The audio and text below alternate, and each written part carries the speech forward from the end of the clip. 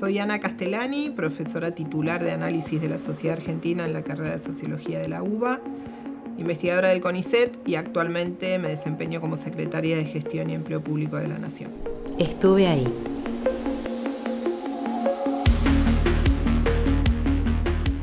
Bueno, Ana, muchas gracias por venir. La idea de la entrevista un poco es recorrer los 40 años de democracia, los avances, los retrocesos en lo que es la cuestión del Estado, ¿no? La gestión pública.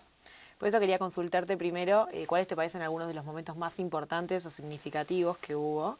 Qué sé yo, se me ocurre, por ejemplo, el tema de la Secretaría de Derechos Humanos, que en un principio era dirección y después se volvió secretaría. Que estos hitos que hayan fortalecido la democracia y los derechos humanos. A ver, uno podría señalar en cada década algún conjunto de hito importante o de gran innovación que incluso es vista como tal en otros países de la región. Lo que vos mencionabas en la década del 80, porque ahí inician los primeros trabajos vinculados desde la Administración Pública Nacional a construir políticas sobre resarcimiento y sobre investigación vinculada a la violación de los derechos humanos. El gran desafío del Estado en los 80 era poder reconvertirse y sacar ese resabio de la dictadura dentro de su administración pública y regular y poder también legislar o propiciar leyes en torno a lo que había sucedido en ese momento, y eso es realmente una materia distintiva.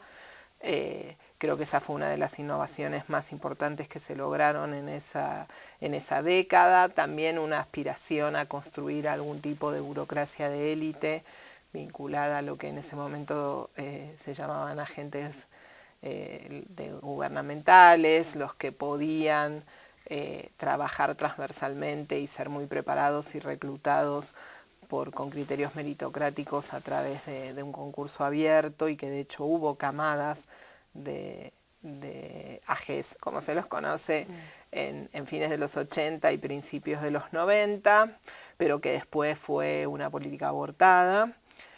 Y ahí ya te diría que tenemos la marca de los 40 años. No hay una política consistente en torno al Estado y a la administración pública en los 40 años. Vos lo que tenés son vaivenes, como sucede en otras áreas de la política pública, o en la política económica, o en la política educativa, o en las políticas de producción o de salud. Vas a tener vaivenes muy pronunciados. En las políticas de administración pública también. Entonces en los 90 en los 80 tenías esto que decíamos de tratar de profesionalizar a la planta y volver a democratizarla, etcétera, y después en los 90 los criterios fiscalistas más derivados del consenso de Washington implicaron un congelamiento del ingreso a la planta permanente y la aparición de formas precarias de contratación dentro del Estado que desvirtuaron todos los perfiles de profesionalización que tenía la carrera administrativa. Pero por otro lado, se hicieron transformaciones muy importantes, como el sistema de administración financiera, que se empieza a implementar en la década del 90 con una cantidad de sistemas informáticos que interoperan, que era bastante novedoso para la época, o toda la transformación de lo que era el área de recaudación impositiva, que fue la construcción de la AFIP, de la que hoy conocemos como la AFIP, que antes eran la DGI, la aduana y la seguridad social. La creación del ANSES, yo te diría que ya es algo que también como agencia fuerte te aparece a fines de esa década. Hay claroscuros ahí, pero por ejemplo en materia de empleo público el congelamiento de la planta fue muy nocivo para el desarrollo del empleo público en la administración nacional. Y la capacidad de un Estado también está jugándose en la calidad de sus trabajadores y trabajadoras y en el sistema de empleo público que se construye. Bien. ¿Y pensás que hay autonomía del Estado más allá del gobierno? Porque lo que vos hablás de estos vaivenes tienen mucho que ver con, digamos, el gobierno de turno. ¿Hay ciertos mecanismos que tiene el propio Estado para garantizar que algunas políticas sean permanentes? ¿O es muy dependiente del poder político? A ver, hay políticas sobre la administración pública que se cambian de un plumazo porque la voluntad del funcionario político así lo define en un cambio de gobierno. Hay otras que son más difíciles de remover porque, bueno, o porque funcionan efectivamente o porque están muy arraigadas en la cultura y ya sería muy difícil dar un paso atrás, porque serían perfectibles, pero también ya significaron un avance y uno no... Digamos, al político la relación ahí complicada es que no se puede ir a una refundación permanente. El Estado tiene que tener ciertas continuidades y la democracia te imprime un cambio necesario y que es objeto de la voluntad popular que se expresa en las urnas, cambios de gobierno periódicos. Ahora, no puede ser que cada 4 años una gestión o dentro de una misma gestión un cambio de funcionarios revierta todo lo realizado hasta ese momento. Si no es necesario, si no hay realmente un convencimiento de que lo que se ha realizado en esa materia es excesivamente nocivo, porque si no, no hay forma de construir determinada política de Estado en temas que hacen a las capacidades estatales. Y en materia de derechos humanos, ¿ves una continuidad en estos 40 años? No, bueno, uno puede decir que hubo un hecho muy significativo en la década del 80, que arranca con el juicio a las juntas y cómo eso impacta en un conjunto de esferas que nos distinguen como Estado hasta el día de hoy, porque ningún otro país que sale de la dictadura como salimos nosotros y hubo otros varios en esta región y en otras partes del mundo, han llevado al banquillo de los acusados en la justicia ordinaria a los responsables del terrorismo de Estado. Entonces yo creo que ahí sí somos un país señero. Después están la saga que arranca con la ley de obediencia debida, sigue con la ley de punto final, la ley de obediencia debida, y después los indultos de la década del 90 en la presidencia de Menem, que marcan un retroceso muy pronunciado con respecto al avance que se había logrado en materia de derechos humanos, con respecto a lo sucedido en la última dictadura, y después viene la reivindicación a partir del 2003 en una política que relativamente se mantiene hasta el día de la fecha, sin demasiados vaivenes, más allá del interreño de Macri, en donde uno podría pensar que hubo ahí cierto enlentecimiento en algún tipo de esas cuestiones, pero en realidad no fue disruptiva la política en términos generales. Ahora, en otros temas de derechos humanos, que están más vinculados a garantizar los derechos sociales, la democracia tiene una deuda enorme, porque realmente la sociedad argentina hoy tiene indicadores socioeconómicos mucho más malos que los que tenía antes de la dictadura. En términos de distribución del ingreso, en términos de capacidad adquisitiva de los salarios, de participación de los trabajadores en el ingreso total, de pobreza, de indigencia, de desocupación.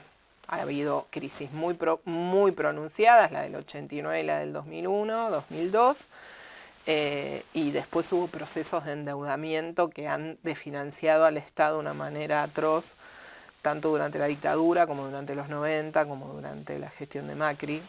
Son endeudamientos externos, sobre todo en dólares, que le han quitado capacidad de acción al fisco, porque sin recursos es muy difícil también hacer política pública. ¿Y ese endeudamiento vos lo ves como un riesgo, un ataque a la democracia en algún punto? Yo creo que un proceso de endeudamiento irresponsable que se hace pura y exclusivamente para sostener una política de apertura financiera, como sucedió en esos 3 momentos históricos concretos que mencionaba, ha sido realmente un desastre para la sociedad en su conjunto y para afectar a la democracia, porque ese malestar y para el Estado ni hablar, pero primero que le da poder a determinados actores económicos locales, que son los exportadores, porque el Estado, al quedar endeudado en dólares, tiene la necesidad ineludible de conseguir esos dólares para enfrentar esos compromisos que tiene de periodos previos en términos de endeudamiento, ya sea con el Fondo Monetario Internacional, con otros organismos internacionales o en los bonos que va emitiendo en cada uno de estos periodos. En los periodos que me mencionabas, entonces había una correspondencia entre las agendas de las élites económicas y la política. Y yo te diría que en algunos periodos más que en otros, las élites económicas también tienen sus propias fracturas, sus propios debates, pero es cierto que hay determinadas coyunturas históricas en donde construyen un discurso común. De 2008 en adelante se fue construyendo, por ejemplo, un conjunto de ideas que respetan o que tienen que ver con una interpretación de la situación que se manifiesta básicamente en los documentos de la Asociación Empresaria Argentina, donde están los presidentes de las empresas más grandes del país, que operan en el país, y que fueron claramente proclives al fin del kirchnerismo, encontrando ahí en esa fuerza política como el problema, el nudo de la cuestión. Sin embargo, después, si bien apoyaron explícitamente incluso el gobierno de Macri en sus inicios, no pudieron evitar reconocer la debacle que se genera a partir de abril del 2018, con el proceso de corrida que ahí hubo también. Y bueno, hoy hay una discusión en torno hacia dónde salir también en términos de modelo. Y Argentina necesita, y la democracia argentina para consolidarse efectivamente necesita definir políticas claras en materia de modelo de desarrollo productivo y de modelo de pauta distributiva. Si no tenemos esa hegemonía, una fuerza política que logre tener una construcción hegemónica en torno a eso, va a ser muy difícil que se pueda consolidar la democracia, porque vamos a vivir en estos vaivenes recurrentes que cada vez nos dejan peores, porque no estamos logrando mejoras sustantivas en el último tiempo. Pero que viene desde todos estos 40 años, digamos, incluso antes, ¿no? Estos vaivenes de estos dos modelos económicos, digamos. Sí, uno lo podría redefinir. Desde la irrupción del peronismo para acá, uno podría decir que tenés dilemas irresueltos. Sin embargo, y que distintos momentos históricos intentaron resolver radicalmente. El intento más radical de resolución fue la última dictadura, y así todo, esa alianza defensiva, defensora de la producción nacional y los ingresos de los trabajadores, no logró ser destruida ni siquiera en esa instancia tan terrible en donde fue masacrada una parte sustantiva de la clase trabajadora argentina. Si no lo lograste en ese momento, difícilmente puedas desactivar la capacidad de organización, de lucha, de historia que tienen los movimientos sociales, los sindicatos y la organización de los sectores populares, en términos de defender lo que tienen. El tema es que seguís con un sistema de vetos, o sea, ninguno tiene la posibilidad de construir un orden durable en torno a un modelo, ni aquellos que tienen, digamos, porque cuando tenés gobiernos populares tenés el veto de los agroexportadores o de los exportadores de cualquier tipo, o de grandes empresarios que tienen capacidad de hacer una corrida cambiaria o de definir con sus decisiones microeconómicas el rumbo más macro. Y cuando tenés gobiernos que son más proclives a la liberalización, como podría haber sido el gobierno de Macri, que introdujo una serie de reformas más proclives a los empresarios, tenés la capacidad de resistencia de la clase trabajadora que se organiza y la discute. Y querés avanzar con una reforma previsional y tenés las manifestaciones organizadas en contra, digamos. No podemos ir a un sistema, digamos, en donde se piense en la Argentina que uno imagina y no en la Argentina real.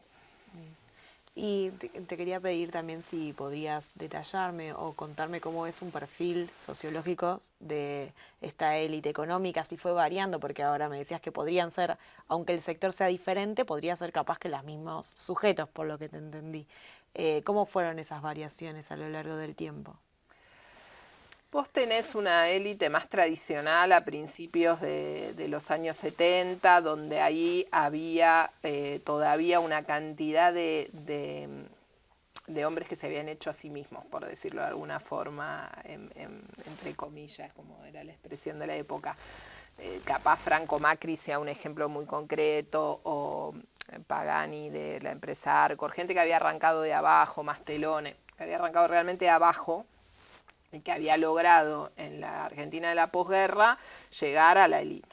O sea, vos en la élite de los 70 no tenías personas exclusivamente que ya venían de los momentos de lo que era la oligarquía agropecuaria, de esas familias tradicionales. Había de esas, pero había muchas de las otras. Y de inmigrantes que habían llegado en la entreguerra a la Argentina y que también habían logrado hacer una fortuna y instalarse como referentes de una élite económica a mitad de la década del 70. Eso después de la dictadura tiene otro cimbronazo, otro cambio, porque hay un proceso de centralización de capital muy fuerte durante la dictadura. Hay algunas empresas que caen, otras que absorben a las que habían caído, y hay un grado de concentración mayor también. Y vos vas a tener ya perfiles con estudios universitarios o estudios de posgrado, que es lo que tenés en las primeras décadas de la democracia, perfiles de empresarios que ya están más vinculados a otro tipo de credenciales educativas, en universidades privadas, con posgrados afuera, en temas de negocios. Eso en cuanto a sus credenciales educativas. Otros que son los herederos de esos anteriores, de las empresas que se habían logrado sostener, que deciden en los 90 no continuar con el negocio familiar, reconvertirse a otra cosa. Entonces otro proceso de reconversión fuerte de la élite lo vas a tener en la segunda mitad de los 90, y ahí el peso de los managers extranjeros es mucho más fuerte, porque ya no tenés propietarios nacionales de estas empresas, sino que las empresas siguen con los nombres de siempre, pero están adquiridas por capitales externos que ponen un CEO, como se lo conoce en la jerga. Y después en los 2000 aparecen nuevos empresarios, siempre con vinculaciones con el Estado. Siempre hay una fracción de esa élite económica que tiene muchos intereses cruzados con la acción de los distintos gobiernos, porque venden al Estado, porque exploran área de petróleo que concede el Estado, porque están integrando las empresas de servicios públicos, tienen una concesión de algún servicio público, o porque son constructores. Entonces en las dinámicas de expansión de la obra pública ellos tienen una capacidad de expansión mayor. Entonces ahí tenés como otra rama de perfiles más del capitalismo nacional, pero muy vinculado al Estado, y las transnacionales que siguen operando en el país, o que venían de la segunda mitad de los 90, o que adquieren empresas en la primera mitad de los 2000. Habría que ver hoy qué sucede con las nuevas tecnologías y las empresas que se formaron a través de esa cuarta revolución industrial, esa idea de, no sé, desde mercado libre hacia global, no sé, cualquiera de las que usen ese tipo de desarrollos informáticos como valor principal, qué tipo de perfiles tienen y qué tipo de posicionamiento político tienen.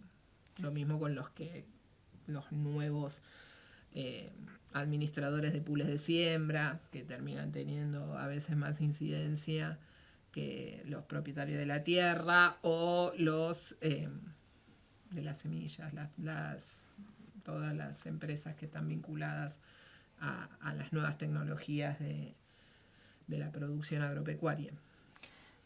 Lo que capaz que no me queda tan claro es si son los mismos sujetos que capaz que se van expandiendo de sectores, digamos, que van formándose en nuevas tecnologías, sean las mismas familias, quiero decir, no el mismo apellido, o si se incorporan nuevas familias, nuevos ricos y que logran insertarse cuando un sector empieza a crecer mucho y hacerse de dinero.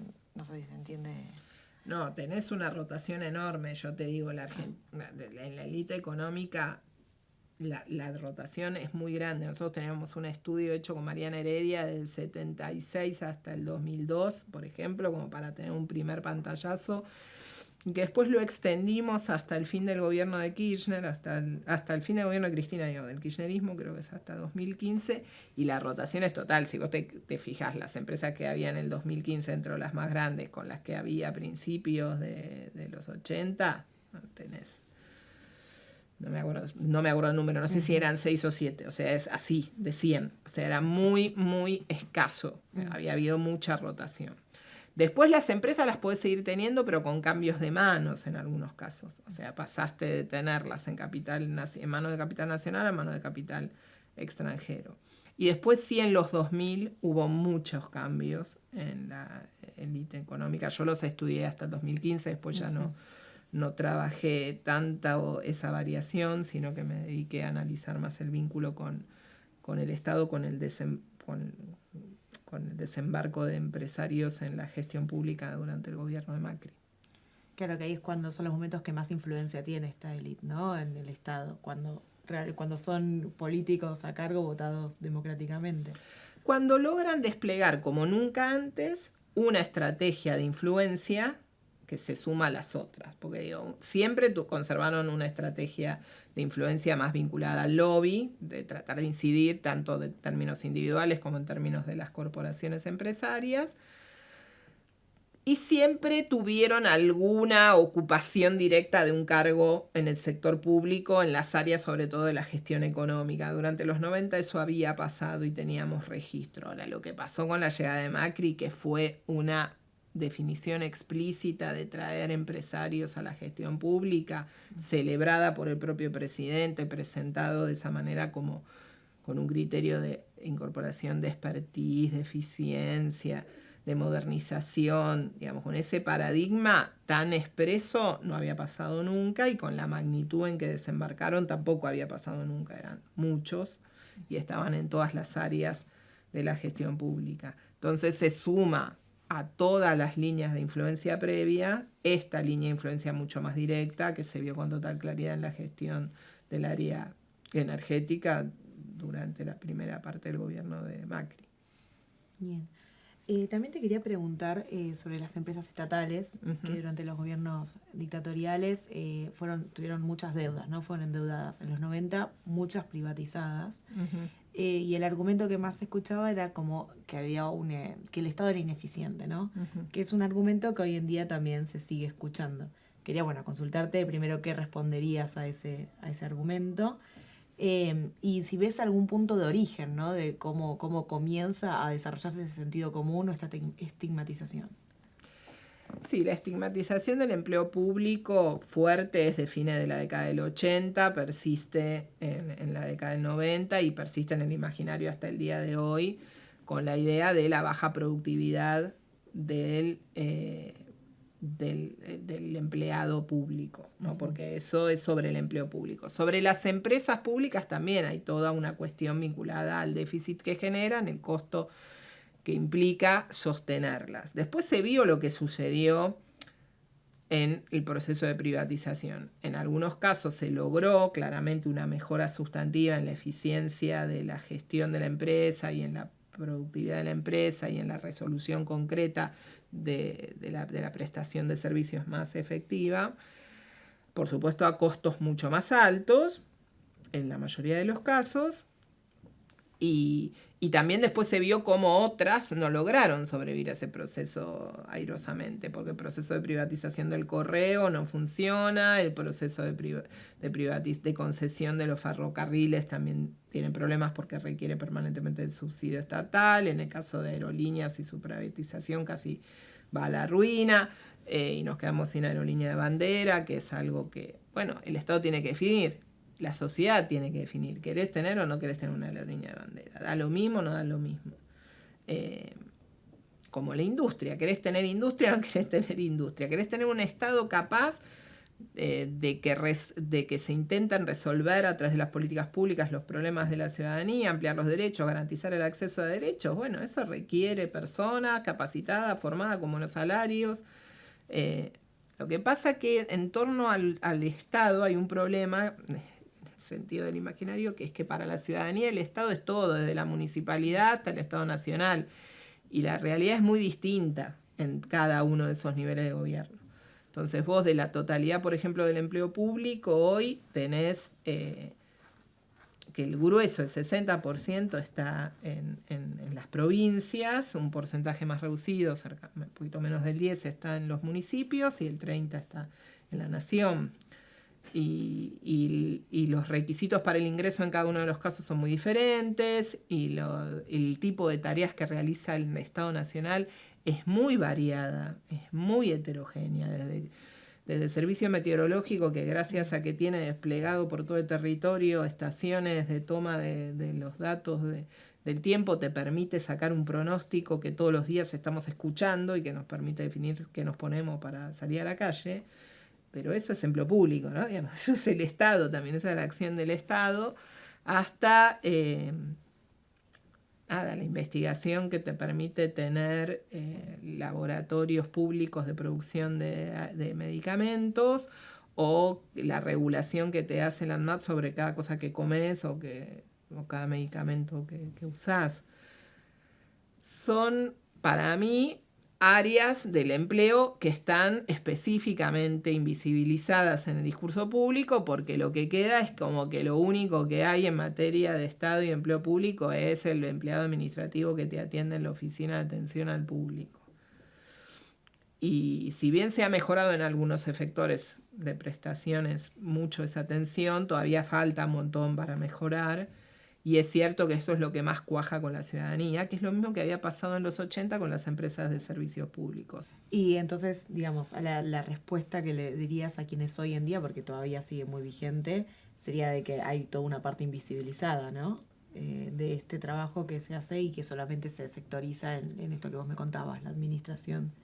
Yo diría que hay mucho para mejorar indiscutiblemente y que hay mucho que no se ve y que no se lo percibe como estatal y es estatal, y que uno tiene que replantearse si realmente no es relevante eso aunque no lo esté viendo, y por qué no lo está viendo, y por qué siempre se usan los mismos ejemplos para hacer la discusión sobre las empresas públicas, siempre está en torno a aerolíneas y de las empresas de ferrocarriles.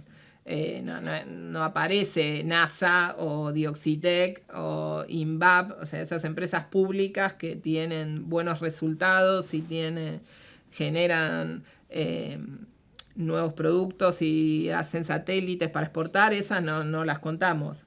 Claro. Entonces, hay muchas de esas empresas, de hecho aerolíneas, nadie está, no te dicen en el momento de despotricar contra aerolíneas, que aerolíneas viene sostenidamente bajando su déficit y la necesidad de pedirle dinero al Tesoro, y que aspira al próximo año ya no tener ese déficit o tenerlo cubierto con un crédito en el sector privado. Digamos, no es necesario destruir la línea de bandera, que fue la que te sirvió, por ejemplo, para traer vacunas cuando estaban listas para cargarla y traerla.